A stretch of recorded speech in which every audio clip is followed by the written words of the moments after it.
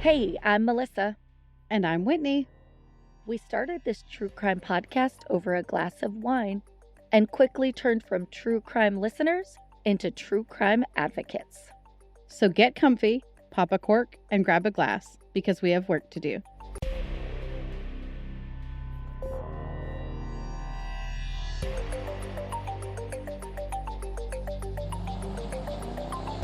This is Cults, Crimes, and Cabernet. Some content may be unsuitable for sensitive listeners. Discretion is advised. Happy Monday. Happy Monday and first Monday out of spring break. Woohoo. Yes, that was a long week.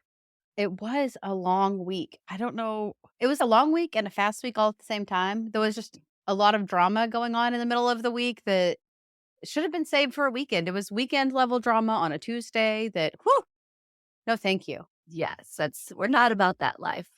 But yeah, we had a great spring break, went down to the Everglades and the Keys, had a great time spending a few days with the family. That's good. We didn't go anywhere, but we did have family time, so that's important. It is very important because they grow up too quick. That they do. Outside of that, we just want to encourage y'all to go follow our social media. If you haven't found us on your favorite platform, whether that be Facebook because you're a millennial, Instagram because you're younger than that, I don't know. Go to your favorite one. It's Cults, Crimes, Cab everywhere. Twitter, they're all the same. Find us, follow us. We've got all kinds of stuff on there. Yeah, just like random. You never know what you're really going to get with us. So You never know. it's exciting. All right. What kind of wine do you have today? Well, as it's getting into the warmer months, I've shifted more to the white wines than the red wines lately. And I have a Governor's Bay Sauvignon Blanc. Okay, nice. It is from New Zealand. Oh, And it is a light-bodied wine, and it carries intense flavors of gooseberry, passion fruit, capsicum, along with a hint of melon. Oh, that sounds delish. It says both fresh and crisp to the taste, pairs wonderfully with grilled fish and veggies. So it's that same kind of light, bright flavor. I like it. Oh, awesome. Awesome. Perfect. All right. We got Montana this week. Montana.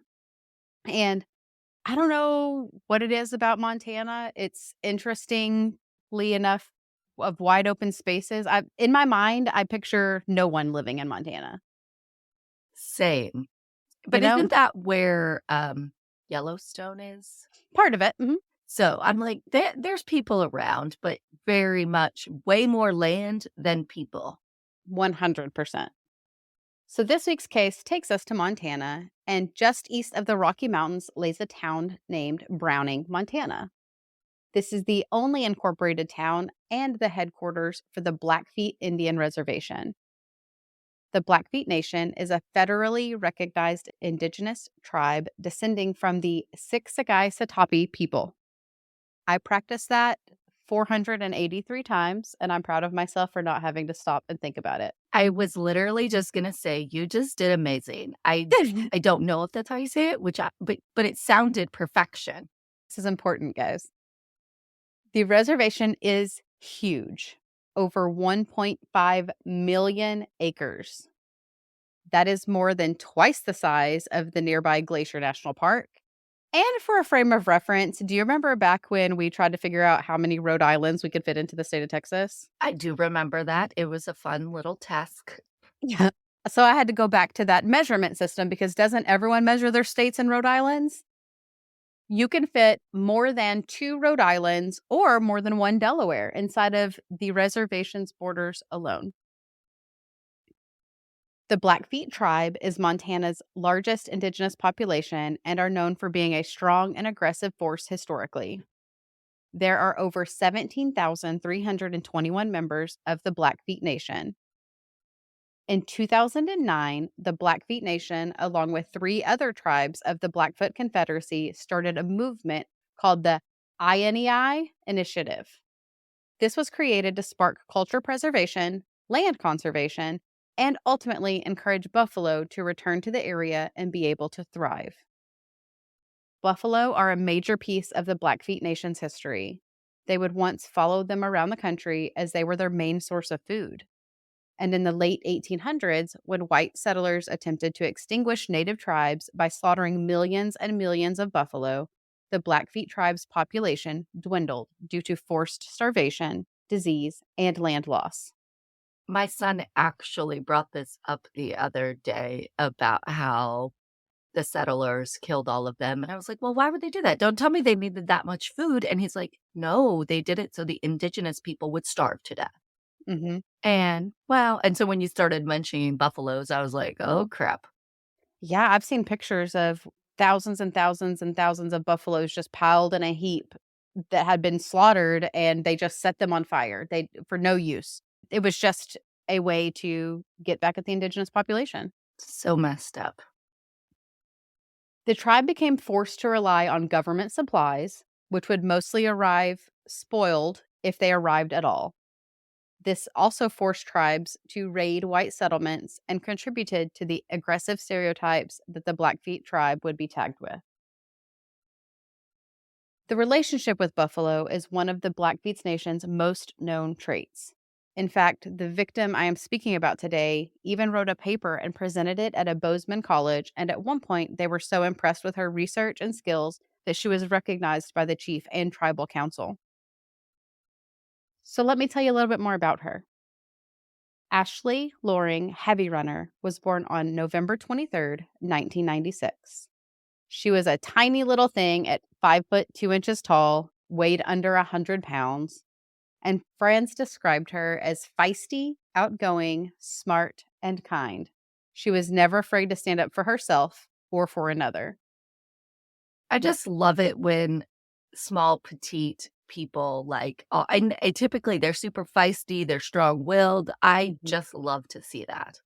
It's very much I always think of like a chihuahua, how the little dogs think that they're always much bigger than they are, and the big dogs think they're much smaller than they are mentality. Exactly. Ashley and her sister Kimberly were very close. As young children, they had to spend a few months in foster care, and it brought them even closer. They promised at 8 years old to always be there for each other. The pair eventually moved to their grandparents' ranch in Browning, Montana, with their other sibling. This is where Ashley fell in love with horses and the rain, but also where she learned about hard work. She had chores to keep the ranch running. She chopped wood, mucked stalls, fed animals. She seemed to work a little bit harder and a little bit faster than her siblings on most days. Her grandmother, Loxie, was once quoted as saying that she could always count on getting a little more work out of Ashley than the others. Especially if you love the type of work you're doing, which it seems like she is. It just makes it for such easier work. You could do more and you're not like in a bad mood about it. And it definitely sounds like she loved this. Especially as a teenager, my kids aren't even teens yet, but they complain about every chore I ask them to do. So knowing that she worked so hard, I imagine she didn't complain much. While in high school, Ashley was an athlete, and even for her tiny frame, she was incredibly strong. After high school, she was attending the Blackfeet Community College studying environmental science, but she had made plans to move in with her older sister, Kimberly, in Missoula once she had returned from a trip. She would also then later transfer to the University of Montana to continue her education. While in college, Ashley had a speech class where one of the projects she worked on was related to missing and murdered Indigenous women and how their cases are rarely covered or investigated. She noticed a lot of Indigenous people going missing in the Canada areas nearby Montana, and that no one really heard about them. She had told her sister that she wanted to make a difference and that she wanted to raise awareness or do something to help. Kimberly was proud of how passionate Ashley was, not knowing at the time that her little sister would disappear just a few months later, just like those she was advocating for. Then, 20-year-old Ashley enjoyed doing what most young adults enjoy doing: hanging out with friends, partying, and like many Indigenous populations, drug use on reservations is much higher than the general U.S. population. According to AmericanAddictionCenters.org, 10% of American Indians have a substance abuse disorder, and Indigenous people have the highest rate of alcohol use compared to other ethnicities. Partying was a regular activity on reservations. The Blackfeet Reservation had many, many party spots, specific houses, in the woods. I don't really blame them, though. When you have 1.5 million acres of land, there's not a lot you can do out there to entertain yourselves. There's also a rampant history of alcohol abuse that is generational. In June of 2017, Ashley sent a few messages to a few different friends on Facebook looking for a ride from the family ranch to go to a party. She was able to secure one, packs a few changes of clothes into a blue cinch bag backpack, and left. Kimberly was away in Morocco visiting her then fiancé, but had been texting and Facebook messaging Ashley regularly. They were making plans for when Ashley was going to move in with her. June 5th of 2017, Ashley attended a party that was held at Vernon Wagner's house. A video would be posted on Facebook that showed Leah sitting on a couch drinking and talking with people. That same night, Ashley Facebook messaged Kimberly asking for money, but Kimberly said that she couldn't send her any at the time because she was away in Africa. She did ask Ashley if she was okay, and she received the response, quote, "always," end quote. From Vernon's, Ashley then goes to another party at Big Al's house, and then left with a man named Sam McDonald that she had met on more than one occasion.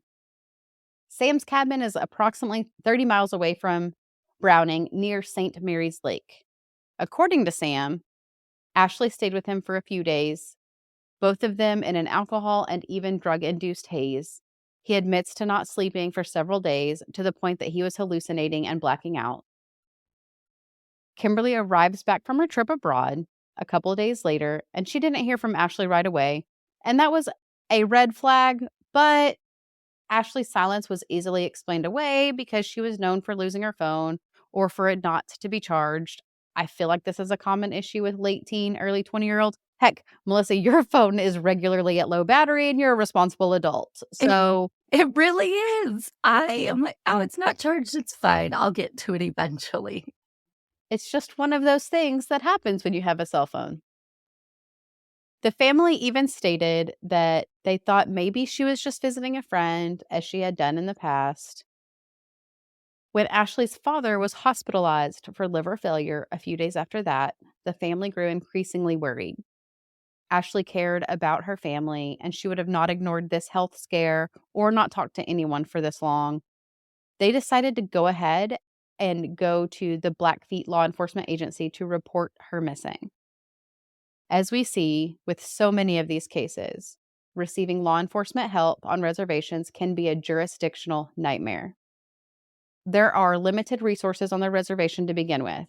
There's severe understaffing, lack of training, and the fact that Ashley as an adult did not expedite her missing person report to be properly filed. There are only 18 officers covering the entire reservation. Holy mackerel. Also, like so many we have seen before, the family was left to lead the way. A search ensued after the family involved the Bureau of Indian Affairs, but this search lasted only 3 days. 3 days for 1.5 million acres is not enough. No, they're going to get through probably 0.0004% Percent. of this land. They found nothing.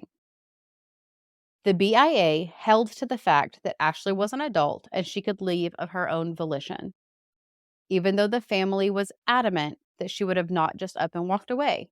She had plans with Kimberly. She was waiting for her sister to return. Why would she run away or leave knowing that they had made plans for the future? Seeking answer from Ashley's friends and the public, Kimberly received a tip that a woman, potentially Ashley, was seen running from a vehicle on Highway 89. So June 30th, 2017, Kimberly and family set out on foot in the area searching for anything they could possibly find. Along the edge of the reservation, they found a torn gray sweater and a pair of red-stained boots that seemed to be the same size Ashley wore. The tip they had received about her running away matched the description of this sweater and boots also.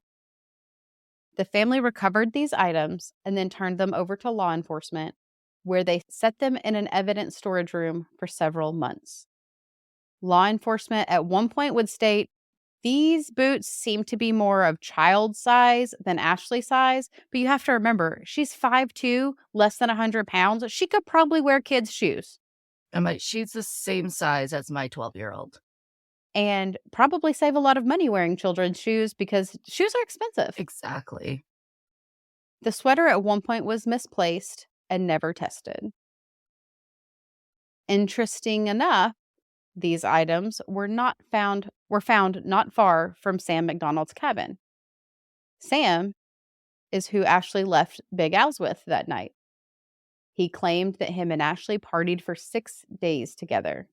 Sam claimed that Ashley came and went some during this bender, and that the morning of June 11th, 2017, around 1 a.m., she was acting strange, as if she was on some sort of drugs, likely not meth, but she was pointing at things, kind of wandering around. She would sit in the vehicle, sit at a table, and just was acting strange. Sam decided to take her home because he didn't want to be responsible for her if she was going to have some sort of episode on whatever it was that she had taken. How sweet of him. Yes. That's just the perfect exponential guy. I also want to point out that Sam is a good 25 to 30 years older than Ashley. Holy mackerel. And he was known for partying with younger people. He was on a 5-year bender, as he says in one of his interviews, coming from a divorce. So he was just a party goer, basically. On Sunday, after she had come down from whatever it was she was on, she agreed for Sam to take her home. And on the way, she was texting the whole time. At one point, she asked him to pull over on the roadside, that her ride was almost there. V-Dog was going to come pick her up. Sam didn't really think much of it. He thought maybe it's a family member, maybe it's a cousin. She was getting another ride. That's one less trip into town I have to take, since he lived 30 miles outside of town. He pulled off on the road and parked. They kind of spoke a little bit about this cabin that was on top of a hill, and Ashley was asking him questions. I wonder how you get to that cabin. There's got to be a trail or something, right? Saying it was a really cute little area up there. And Sam kind of dozed off in the car. Remember, they had been partying for a good 6 days. Whether or not he had slept any in those 6 days, if you sit there and do nothing, you could easily doze off, I suppose. In the 30 to 40 minutes that he dozed off, Ashley disappears. Sam believed that Ashley had gotten her ride from whoever this V-Dog was. Again, he didn't think much of it at the time. Perhaps it was a cousin. Perhaps it was a relative. It was another acquaintance. He just knew he was no longer going to be responsible for her. Remembering the conversation that they had just had about the cabin, he told law enforcement that maybe she walked up there. Maybe she was trying to get a better look at it when I dozed off while she was waiting. Maybe she tried to find this trail. He even helped search with them up the hill to the cabin to see if she was just being curious and got lost or fell down. I mean, it's the wilderness. You can break a leg like nobody's business and just get left out there. Sam did not know who this V-Dog was that she was originally talking about, but was later told it was a nickname for a man named Paul Valenzuela. Interestingly enough, V-Dog's wife, Tashina, is Kimberly's cousin and Ashley's cousin. July 29th, 2017, 10 volunteers on ATVs searched all over the area where the sweater and boots were found. No other evidence was seen, but this was a regular dumping grounds, so there was a lot of refuse in the area. In September of 2017, Tashina posted a 14-minute recording on YouTube saying that V-Dog was framing her for Ashley's disappearance. Quote, "Basically, he has Ashley and everybody in this town knows it," end quote, is what she is heard saying in this video. Has her like she's still alive. Maybe. I looked everywhere for this video. It's been taken down. I couldn't even find a bootleg copy of it on Reddit. It's gone off the internet. Tashina later recanted that she was saying these things just to make V-Dog mad. rumors started running across the reservation that Tashina had walked in on V-Dog and Ashley and that Tashina killed Ashley in a rage. And she even left the reservation because she was tired of dealing with these rumors. Court documents later show that V-Dog and Tashina were in the Seattle area in early June of 2017, but that there was a report from a corrections officer that said V-Dog was planning on returning to the Blackfeet Nation Reserve to gather his belongings just 2 days before Ashley vanished. Kimberly remembers reaching out to Tashina in those first few days of Ashley going missing to see if she had seen her. She said, at the time, "You need to call V-Dog. He gave her a ride." Kimberly followed that lead the best she could at the time, but she couldn't get a hold of the husband at this point because he was in and out of jail, dealing these previous charges from another situation. But she also remembers when she did come home from Morocco, seeing on Facebook that Tashina was in the Seattle, Kent, Washington area. And she remembers hearing that V-Dog left Tashina there. She remembered it being strange at the time, but she was so focused on finding Ashley that nothing made sense to her regarding Tashina being in Washington. V-Dog, who was later incarcerated on guns charges for 20 months, told a media outlet that he was the only one that could tell them what happened to Ashley, but he was demanding a change of prisons, which the media has no power to do. So he refused to share any information he had. February 2018 rolls around, and the FBI is finally getting involved with this investigation. 9 months after she went missing. Good Lord. And don't they have jurisdiction on tribal lands? Yes, because they're federal. Yes. But the reasoning behind that was that the BIA, the Bureau of Indian Affairs, requested their assistance. They are not obligated to help with every case until they are invited in, essentially. But Kimberly made a note in one interview, and I fully understand her frustrations with this, that the FBI jumped in just 2 weeks after a white woman went missing in Montana, but she couldn't even get a missing persons report filed properly for her Indigenous sister. And it took 9 months for the FBI to get involved with this. Kimberly was not giving up. She quit her job in Missoula and moved back to the reservation to search for her sister. She's gathered volunteers for many, many searches. She's followed every single lead. In June of 2018, the family was granted permission to search a trailer that Ashley had been partying at that previous summer. And the family learned that not only had Ashley been there, so had V-Dog and Tashina. Maybe not the same day, but they were known to frequent this trailer. It was an abandoned trailer. No one lived there regularly. It was a party spot. Okay, yeah, but that's very coincidental. While searching this trailer, Kimberly and her uncle move a dresser and they find a discolored spot on the carpet that resembled blood. They took a utility knife, wearing latex gloves, cut this carpet piece out, put it into a bag, a grocery bag, because that's all they had at the time. And in the best of their ability to not compromise the evidence, they turned it over to investigators. The family, of course, did not hold their breath on this being tested because the gray sweater that they once thought was misplaced had been found, but over a year later, still has not been tested for DNA. Growing increasingly frustrated with law enforcement and their lack of help, Kimberly continues to speak out against the BIA, against the Blackfoot Nation law enforcement, against the FBI, because no one is helping her with her sister's case. She was invited in to speak before the Senate Indian Affairs Committee in December of 2018, imploring them to fix the issues that come from the lack of involvement with MMIP cases. The day after Kimberly spoke, she received a call that human remains had been found on the reservation not far from one of the areas they searched. Unfortunately, for Ashley's family, it turned out to be that of a middle-aged man, and the remains had been out in the elements for decades. It was not Ashley. Oh my gosh. I could not imagine how much a family's heart stops every single time remains are found, because it has Mhm. to be the most difficult thing. Like, you're hoping to have some, closure, or find your loved one, but then you also have to come to terms with now they are deceased. Mhm.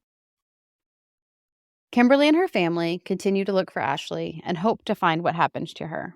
They still receive tips, including Facebook messages from various people stating that they know what happened or that she was murdered.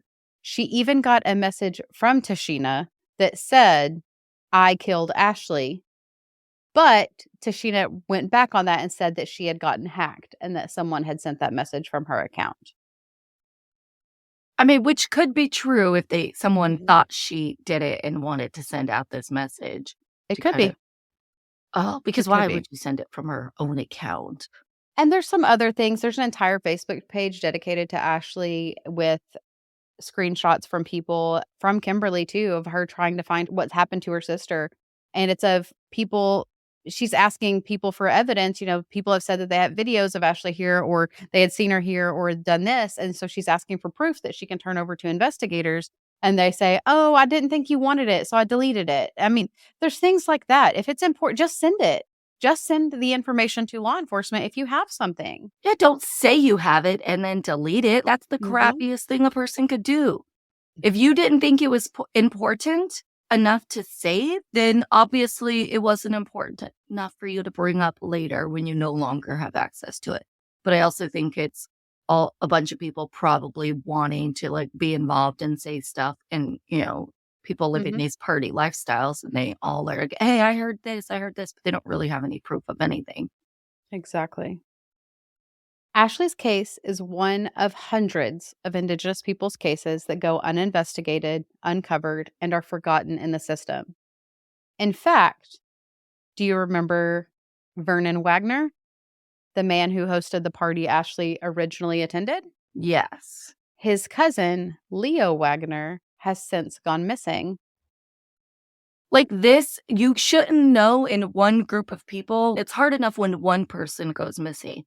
One group of people should not have multiple people missing or multiple Mhm. people murdered like that. Vernon had received a Facebook message of some sort of recording. It's kind of, you can hear it on the Up and Vanish podcast if you want to listen to it. A little of it's kind of hard to understand. It sounds like whoever is speaking is intoxicated because it's kind of hard to follow. But somehow Ashley's case and Leo's case are too close geographically. The people that they know, the acquaintances, it's too close for them to not be connected, but there's no proof that they are connected. There is currently a reward available for information regarding the disappearance of Ashley Loring Heavy Runner. Payne Lindsey's podcast, Up and Vanished, did a deep dive in season 3, and I highly encourage you to listen to it if you haven't already. He pledged $50,000 to be added to an already raised $15,000 for this reward.